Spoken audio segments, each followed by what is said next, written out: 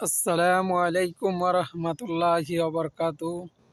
সম্মানিত ভাইরা আমার, আমরা চলে আসলাম সেই আপনাদের সুপরিচিত সেই বাগানের ভিতরে, যেই বাগানের নাম হলো তুলা ফার্ম। সেই তুলা ফার্মের মধ্যে চলে আসলাম। যে ভাই, ফজরের পরে ঘুরবার জন্য আসলাম, তুলা ফার্মে আসলাম, ঘুরলাম ফজরের পরে।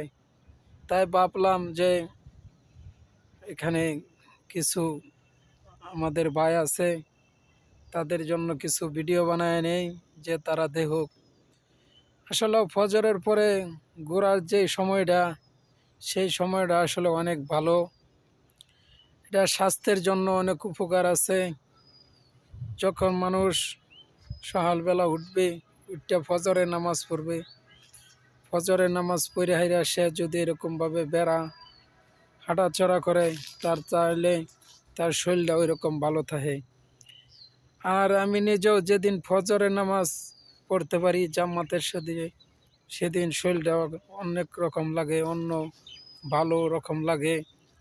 আর যেদিন এরকম পড়তে পারি না, সেদিন আমার নিজের কাছে ওইরকম খারাপ লাগে। আসলেও ফজরের পরে যে সময়টা, এই সময়টা একটু হাঁটাচড়া করলে নিজের কাছে ওইরকম ভালো লাগে। এ কারণে যারা মনে করেন অনেক রোগে এরকম ভুগতেছেন, তাদেরকে বলবো এরকমভাবে যে আপনারাও ফজরের নামাজ এরকম পড়ার জন্য চেষ্টা করেন। আর ফজরের নামাজ পড়ে হেরা অল্প সময় এরকমভাবে হাঁটাচড়া করলেন, তাহলে এটা স্বাস্থ্যের জন্য ভালো আছে।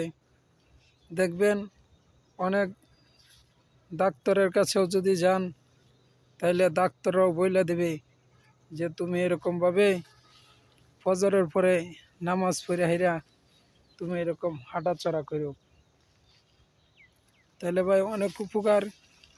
এ কারণে আসেন সকলেই নামাজ পড়ি, আর ফজরের পরে এরকম হাঁটাচড়া করি, তাহলে আপনাদের শরীরটাও ভালো লাগবে, অসুস্থ এরকমভাবে দূর হয়ে যাবে।